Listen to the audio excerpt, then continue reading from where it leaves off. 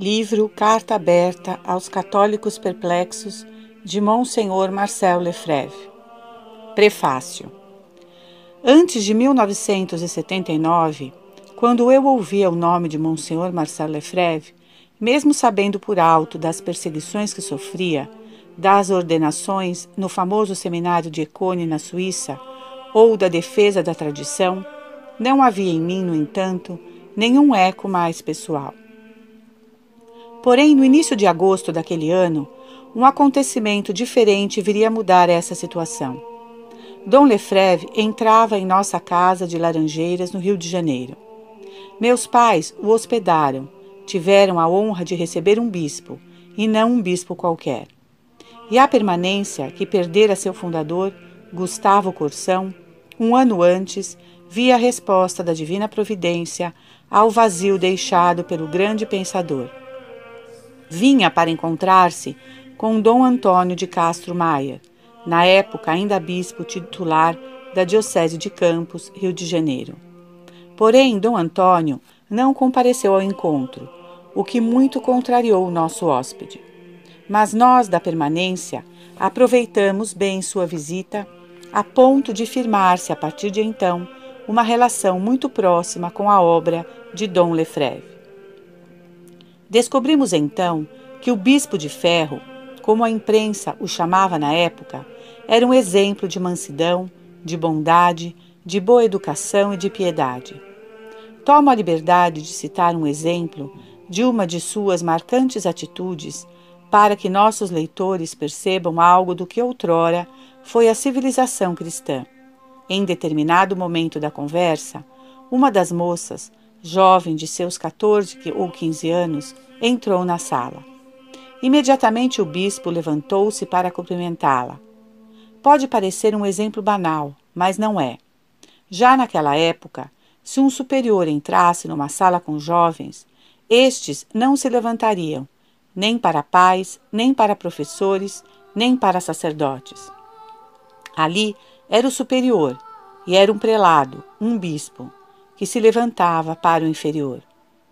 Na época, não havia a capela de São Miguel, de modo que minha mãe preparou o necessário para a celebração da Santa Missa em nossa sala de visitas. Todo o grupo de alunos de Gustavo Corsão, com suas famílias e novos frequentadores da permanência, estavam presentes e participaram de uma conversa animada com Dom Lefebvre sobre o drama que nos atormentava a todos, a crise da Igreja. Também não tínhamos missa no Rio de Janeiro, pois o padre que celebrava, escondido para a permanência, tinha sido denunciado e ameaçado de expulsão. Sem poder conversar com o bispo de Campos, nosso visitante seguiu caminho para a Argentina, deixando o perfume da santidade de um grande bispo, confessor da fé, defensor da Santa Igreja. Despedimo-nos sem saber que estaríamos novamente com ele, uma semana mais tarde, por obra dos anjos do céu e para a grande consolação nossa. De fato, no dia 10 de agosto, um grupo numeroso foi ao aeroporto do Galeão, onde um dos amigos ia embarcar para a Europa. Lá chegando, encontramos Dom Lefebvre no saguão, um pouco aflito, pois uma pane do seu avião o havia retirado do aeroporto do Rio, quando ele retornava para a Europa, sem que a companhia aérea tivesse um hotel reservado para os passageiros. Qual não foi sua surpresa ao nos ver diante de si? De lá, seguimos para nossa casa, avisamos rapidamente a todos, e no dia seguinte de manhã, antes de retornar ao aeroporto, tínhamos novamente a Santa Missa, para a alegria geral. Dom Lefebvre fez, nessa ocasião, um pequeno sermão sobre a vocação sacerdotal e religiosa, que terminava assim: "O que vocês estão esperando para virem comigo?" Foi assim que se iniciou uma verdadeira migração dos moços da permanência para os mosteiros da França. Meu pai, Júlio Fleischmann, orgulhava-se de ter uma foto tirada em 1981 ou 82 das 5 vocações religiosas que nesse momento se encontravam na França. Mesmo se algumas delas não perseveraram no claustro, não deixa de ser um sinal da providência aquela generosidade juvenil e o fato de muitas outras vocações terem continuado a nascer da permanência.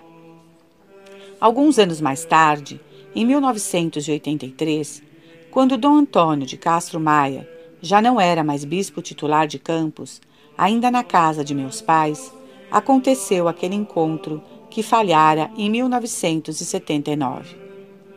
Estiveram reunidos por alguns dias os dois bispos, na companhia do padre Schmidberger, pela Fraternidade São Pio X, e dos padres José Possidente e Fernando Rifan, pelos padres de Campos. Ali no escritório da casa do Dr. Júlio Fleischmann, foi redigido um manifesto episcopal assinado pelos dois bispos e enviado ao Papa João Paulo II, com severas críticas ao novo direito canônico e a outros pontos da crise da Igreja. Durante esta reunião eclesiástica, tornou-se clara a necessidade de um local mais adequado para a Capela São Miguel, nessa época já montada na sede da permanência. E foi assim que meus pais compraram uma casa meio em ruínas, no Cosme Velho, para onde foi transferida sua residência, ficando a capela no salão principal, independente do resto da casa. O livro que hoje reeditamos foi escrito por Monsignor Lefebvre em 1984, ou seja, pouco tempo depois dessa reunião no Rio de Janeiro.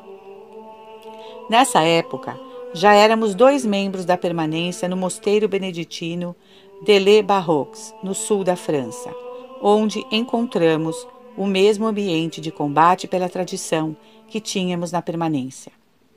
Meu pai publicou essa tradução da Carta Aberta aos Católicos Perplexos na coleção Cadernos Permanência, e desde então ele não foi reeditado. Essa nova edição vem com sua tradução, revista e corrigida.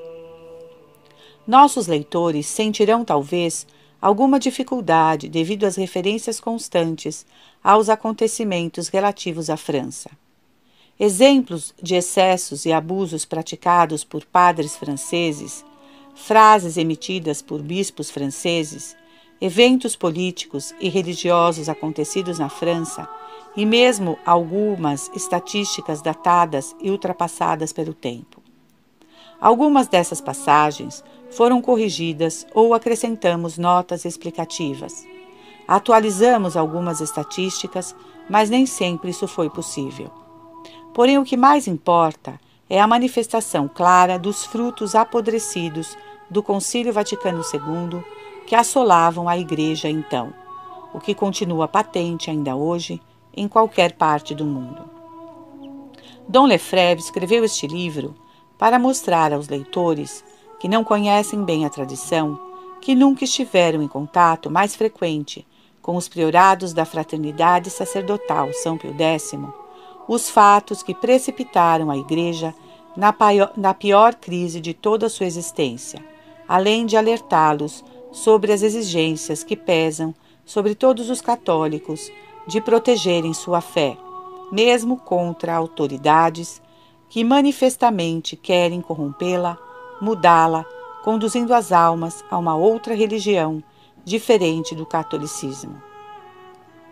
Pouco tempo depois do lançamento deste livro, em 29 de junho de 1985, tive a honra de receber de Monsenhor Marcel Lefebvre a imposição das mãos que me tornaram sacerdote in eterno para sempre.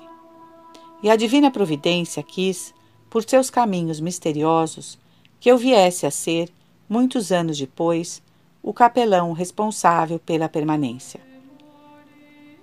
A obra fundada por Gustavo Corsão, com a colaboração muito próxima de Júlio Fleischmann e de um grupo de amigos, poucos é verdade, porém fiéis e dedicados, criou frutos, tornou-se a origem de uma pequena, mas florescente Capela São Miguel, no Rio de Janeiro, tendo seu crescimento atingido a cidade de Niterói, com a fundação da Capela Nossa Senhora da Conceição, em 1991, da Capela Nossa Senhora da Assunção, em Fortaleza, e na Capela Santo Agostinho, em Parnaíba.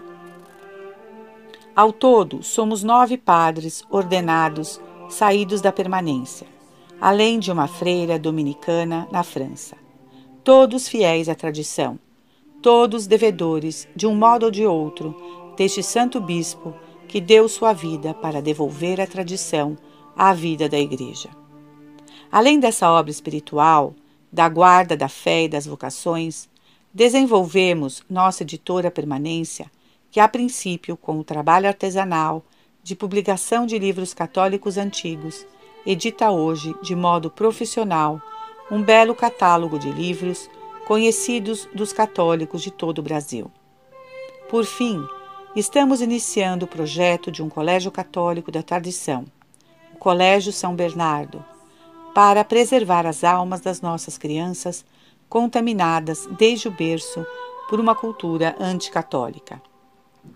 Se considerarmos a primeira visita de Dom Lefebvre, relatada acima, no já quase secular ano de 1979, passando por diversas outras visitas com que nos honrou o fundador da Fraternidade São Pio X, passando ainda pela vinda ao Rio de Janeiro, em diversas ocasiões, dos novos bispos sagrados em Econe, em 1988, e pela presença constante dos padres da Fraternidade numa colaboração estreita com a nossa permanência, e de tantas vocações já enviadas aos seminários da Fraternidade, tudo isso explica porque a nossa editora se sente honrada em publicar seus livros. Depois da primeira edição desta Carta Aberta, publicamos também Do Liberalismo à Apostasia, importantíssima obra em que Dom Lefebvre explica detalhadamente o drama do concílio e dos meios que este empregou para derrubar o que restava da cristandade. Em seguida, editamos A Vida Espiritual, em que o bispo expõe suas notas de estudo de Santo Tomás de Aquino no que toca à doutrina católica e os erros do nefasto concílio. Hoje, publicamos a segunda edição do Carta Aberta aos Católicos Perplexos. 30 anos se passaram desde o lançamento do livro, e os católicos continuam perplexos. Perplexidade duradoura, sempre renovada com novos e numerosos escândalos, com novas e numerosas perdas daqueles companheiros que foram caindo ao longo do caminho, no meio da guerra tão brutal como essa. Guerra do espírito, guerra contra a fé. As raízes da nova religião, fundada com o Concílio Vaticano II, foram se espalhando pelo solo impregnado da decomposição dos princípios da religião católica, operada de dentro do Vaticano, intramuros ecclesia. Os papas liberais que fizeram o concílio fincaram as bases de uma nova religião que se espalhou por todo o mundo. Os princípios do ecumenismo, da liberdade religiosa, da colegialidade dos bispos, da reforma litúrgica, tudo foi sendo imposto e aplicado sem descanso, a ponto de já não saber bem em que consiste ser católico. Ou seja, os católicos continuam perplexos, confusos, atordoados. Suas almas são jogados de um lado para o outro. Vacilam entre o apego à religião tradicional, que não querem abandonar, e a obediência escrupulosa que lhes é imposta pelas autoridades romanas na aceitação dos erros modernistas do Vaticano II. O que fazer? A perplexidade causa em muitos espíritos 2 desvios perigosos. O primeiro é o escrúpulo de achar que a obediência deve ser mantida diante de prelados movidos por falsos princípios, por uma falsa religião. O outro é a visão por demais naturalista de querer resolver sozinho a situação. Os primeiros acham que só podemos ser católicos romanos se obedecermos a tudo que o Papa atual ordena ou ensina, mesmo quando são doutrinas contrárias à fé católica. No tempo de Bento XVI, acharam que haveria uma restauração da tradição a partir de certas tendências mais conservadoras de Joseph Ratzinger. Hoje, com a onda de escândalos e desse estilo todo novo do Papa Francisco, Os próprios conservadores de então entraram no clube dos católicos perplexos. Mas foi preciso chegarmos aos extremos atuais para que eles se tornassem perplexos. Por outro lado, outro tipo de católico perplexo parte em direção oposta, e diante dos desmandos dos últimos papas, ou da apostasia manifestada por tantos bispos, emitem juízos que ninguém sobre a terra pode emitir, senão a própria Igreja, por meio de futuro papa ou de algum concílio que venha a restaurar o verdadeiro catolicismo em Roma. Julgam os papas do concílio como não sendo mais papas, e se isolam em atitude altiva e orgulhosa, deslocada e inconveniente, mediante a qual estabelecem a si próprios como única fonte da verdade e da fé. Dom Marcel Lefebvre manteve-se sempre numa tênue linha de pensamento e de ação que recusava qualquer compromisso com os erros doutrinários atuais, sem, no entanto, cair no erro primário de julgar e condenar os papas do concílio como não sendo mais papas. Consideravam que eram as duas colunas de sustentação da sua posição, a ortodoxia da fé e o espírito do catolicismo romano. A primeira desapareceu dos meios progressistas, a segunda dos meios sede-vacantistas e afins. Acredito que um dia a Igreja reconhecerá o acerto e a sabedoria sobrenatural da posição do fundador da fraternidade sacerdotal, São Pio X. É difícil, porém, saber quando ou como isso se fará. De fato, a civilização ocidental, e mesmo toda a humanidade, chegou a um nível de paganismo e de ateísmo jamais visto na história dos homens. E a Roma atual tornou-se cúmplice dessa universal decadência. Enquanto não chega esse dia, movidos pela perplexidade própria do católico sincero, adiantemo-nos no reconhecimento da verdade e da fé tradicional da Igreja. Ao publicar a Carta Aberta aos Católicos Perplexos, pretendemos mostrar aos nossos leitores a necessidade de seguirmos passo a passo o caminho traçado por Dom Marcel Lefebvre, que não é diferente do que aprendemos com os fundadores da permanência. Assinado Dom Lourenço Fleischmann, OSB, junho de 2015.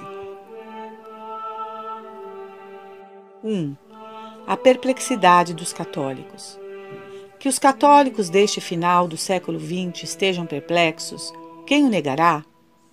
Que o fenômeno seja relativamente recente, correspondendo aos 20 últimos anos da história da Igreja, basta observar o que sucede para estar persuadido disso. Há pouco tempo, o caminho estava inteiramente traçado, ou se seguia ou não. Tinha-se a fé, ou então se tinha perdido, ou ainda jamais se tivera. Mas quem a possuía, quem havia entrado na Santa Igreja pelo batismo, renovado suas promessas pela idade de 11 anos, recebido o Espírito Santo no dia de sua confirmação, este sabia o que devia crer e o que devia fazer. Hoje, muitos não mais o sabem. Ouvem-se nas igrejas tantos ditos estarrecedores, leem-se tantas declarações contrárias ao que tinha sido sempre ensinado, que a dúvida se insinuou nos espíritos. No dia 30 de junho de 1968, encerrando o Ano da Fé, o Papa Paulo VI fazia diante de todos os bispos presentes em Roma e de centenas de milhares de fiéis uma profissão de fé católica. Em seu preâmbulo, ele prevenia cada um deles contra os danos causados à doutrina, pois dizia: seria engendrar, como infelizmente se vê hoje, a perturbação e a perplexidade de muitas almas fiéis. A mesma palavra se encontra numa alocução do Papa João Paulo II, a 6 de fevereiro de 1981. Os cristãos de hoje, em grande parte, se sentem perdidos, confusos, perplexos e mesmo decepcionados. O Santo Padre resumia as causas desse fato da seguinte maneira: De todos os lados espalharam-se ideias que contradizem a verdade que foi revelada e sempre ensinada. Verdadeiras heresias foram divulgadas nos domínios do dogma e da moral, suscitando dúvidas, confusão, rebelião. A própria liturgia foi violada. Mergulhados num relativismo intelectual e moral, os cristãos são tentados por um iluminismo vagamente moralista, por um cristianismo sociológico, sem dogma definido e sem moralidade objetiva. Essa perplexidade se manifesta a todo instante nas conversas, nos escritos, nos jornais, nas emissões radiofônicas ou televisionados, no comportamento dos católicos, traduzindo-se esse último numa diminuição considerável da prática, como testemunham as estatísticas, uma desafeição relativamente à missa e aos sacramentos, um relaxamento geral dos costumes. Foi-se levado a perguntar, por conseguinte, o que provocou tal estado de coisas. A todo o efeito corresponde uma causa. É a fé dos homens que diminuiu por um eclipse da generosidade da alma, um apetite de gozo, uma atração pelos prazeres da vida e pelas múltiplas distrações que oferece o mundo moderno? Não são essas as verdadeiras razões. Elas sempre existiram, de um modo ou de outro. A queda rápida da prática religiosa provém antes do espírito novo que se introduziu na Igreja e que lançou a suspeita sobre um passado inteiro de vida eclesiástica, de ensino e de princípios de vida. Tudo isso se fundava sobre a fé imutável da Igreja, transmitida pelos catecismos, que eram reconhecidos por todos os episcopados. A fé se estabelecia sobre certezas. Abalando-as, semeou-se a perplexidade. Tomemos um exemplo. A Igreja ensinava, e o conjunto dos fiéis acreditava, que a religião católica era a única verdadeira. Com efeito, ela foi fundada pelo próprio Deus, enquanto que as outras religiões são obras dos homens. Em consequência disso, o cristão deve evitar toda relação com as falsas religiões e, de outra parte, fazer tudo para trazer os seus adeptos à religião de Cristo. Isso é ainda verdadeiro? Com toda a segurança, a verdade não pode mudar, senão jamais teria sido verdade. Nenhum dado novo, nenhuma descoberta teológico-científica, se é que podem existir descobertas teológicas, jamais fará com que a religião católica não seja mais o único caminho da salvação. Mas eis que o próprio Papa assiste às cerimônias religiosas dessas falsas religiões, reza e prega nos templos de seitas heréticas. A televisão espalha no mundo inteiro as imagens desses contatos estarrecedores. Os fiéis não compreendem mais. Lutero, e eu tornarei a isso nas páginas que seguem, separou a Igreja, povos inteiros, transtornou a Europa espiritual e politicamente arruinando a hierarquia católica, o sacerdócio católico, inventando uma falsa doutrina da salvação, uma falsa doutrina dos sacramentos. Sua revolta contra a Igreja será o modelo sugerido por todos os futuros revolucionários que lançarão a desordem na Europa e no mundo. É impossível, 500 anos mais tarde, fazer dele, como alguns quereriam, um profeta ou um doutor da Igreja, quando não um santo. Ora, se eu leio a Documentation Catholique ou as revistas diocesanas, encontro escrito aí, pela pena da Comissão Mista Católico-Luterana, oficialmente reconhecida pelo Vaticano I. Entre as ideias do Concílio Vaticano II, nas quais se pode ver um acolhimento dos postulados de Lutero, se acham, por exemplo, a descrição da Igreja como povo de Deus, ideia mestra do novo direito canônico, ideia democrática e não mais hierárquica. O foco colocado sobre o sacerdócio de todos os batizados. O compromisso em favor do direito da pessoa à liberdade em matéria de religião.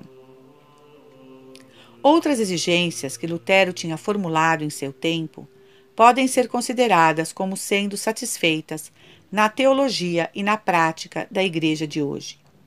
O emprego da língua vulgar na liturgia, a possibilidade da comunhão sob as duas espécies e a renovação da teologia e da celebração da Eucaristia. Que confissão considerável! Satisfazer as exigências de Lutero, que se mostrou o inimigo resoluto e brutal da missa e do Papa. Dar acolhimento aos postulados do blasfemador que dizia: eu afirmo que todos os lupanares, os homicídios, os roubos, os adultérios são menos maus que esta abominável missa. Dessa reabilitação tão aberrante, não se pode tirar senão uma conclusão. Ou se deve condenar o Concílio Vaticano II, que a autorizou, ou se deve condenar o Concílio de Trento e todos os papas que desde o século XVI declararam o protestantismo herético e cismático. Compreende-se que, diante de tal reviravolta, os católicos estejam perplexos, mas eles têm tantos motivos de o estar. No decurso dos anos, presenciaram a transformação do fundo e da forma das práticas religiosas que os adultos tinham conhecido na primeira parte de sua vida. Nas igrejas, os altares foram destruídos ou mudados de destino em proveito de uma mesa, frequentemente móvel ou encaixada. O tabernáculo não ocupa mais o lugar de honra, na maior parte das vezes. Foi dissimulado sobre o sustentáculo e posto ao lado, onde ele ficou no centro, o sacerdote, ao rezar a missa, lhe volta as costas. Celebrante e fiéis face a face, dialogando em conjunto. Qualquer um pode tocar os vasos sagrados, frequentemente substituídos por cestos, pratos, tigelas de louça. Leigos, inclusive mulheres, distribuem a comunhão que se recebe na mão. O corpo de Cristo é tratado com uma falta de reverência que insinua dúvida sobre a realidade da transubstanciação. Os sacramentos são administrados de um modo que varia conforme os lugares. Tomarei como exemplos a idade do batismo e da confirmação, o da bênção nupcial, acompanhada de cantos e de leituras que nada têm a ver com a liturgia, tomadas de empréstimo a outras religiões ou de uma literatura decididamente profana, quando não exprimem simplesmente ideias políticas. O latim, língua universal da Igreja, e o gregoriano desapareceram de um modo quase geral. A totalidade dos cânticos foi substituída por cantigas modernas, nas quais não é raro encontrar os mesmos ritmos que os dos lugares de prazer. Os católicos ficaram surpresos também pelo brusco desaparecimento do hábito eclesiástico, como se os sacerdotes e religiosas tivessem vergonha de aparecer com tais. Os pais que viam seus filhos ao catecismo verificam que não mais lhes ensinam as verdades da fé, mesmo as mais elementares. A Santíssima Trindade, o mistério da encarnação, a redenção, o pecado original, a Imaculada Conceição. Daí se origina um sentimento de profunda confusão. Tudo isso não é mais verdade? Está caduco? Ultrapassado? As próprias virtudes cristãs não são mais mencionadas. Em que manual de catequese, por exemplo, se fala da humildade, da castidade, da mortificação? A fé se tornou um conceito flutuante, a caridade uma espécie de solidariedade universal e a esperança é, sobretudo, a esperança no mundo melhor. Tais novidades não são aquelas que, na ordem humana, aparecem com o tempo, às quais nos habituamos, a que assimilamos depois de um primeiro período de surpresa e de hesitação.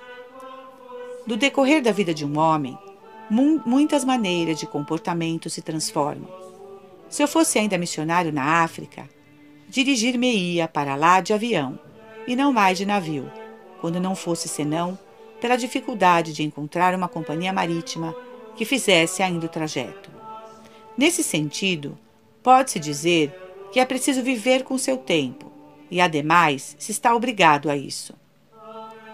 Mas os católicos aos quais se quis impor novidades na ordem espiritual e sobrenatural, em virtude do mesmo princípio, compreenderam bem que isso não era possível. Não se muda o santo sacrifício da missa, os sacramentos instituídos por Jesus Cristo. Não se muda a verdade revelada uma vez por todas. Não se substitui um dogma por outro. As páginas que vão seguir quereriam responder às questões que vocês se fazem, vocês que conheceram outra face da Igreja. Elas quereriam também esclarecer aos jovens nascidos depois do concílio e aos quais a comunidade católica não oferece o que eles têm direito de esperar dela. Desejaria, enfim, dirigir-me aos indiferentes ou aos agnósticos, que a graça de Deus tocará num dia ou noutro, mas que correm o risco de encontrar, então, igreja sem sacerdotes e uma doutrina que não corresponde às aspirações de sua alma.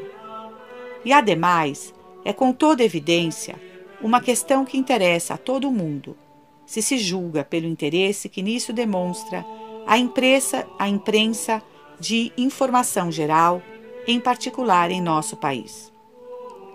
Os jornalistas também dão mostras de perplexidade. Alguns títulos ao acaso: o cristianismo vai morrer? Haverá ainda sacerdotes no ano 2000? A essas perguntas eu quero responder, não trazendo de minha parte teorias novas, mas me referindo à tradição ininterrupta e, entretanto, tão abandonada nesses anos que a muitos leitores ela aparecerá como qualquer coisa de novo.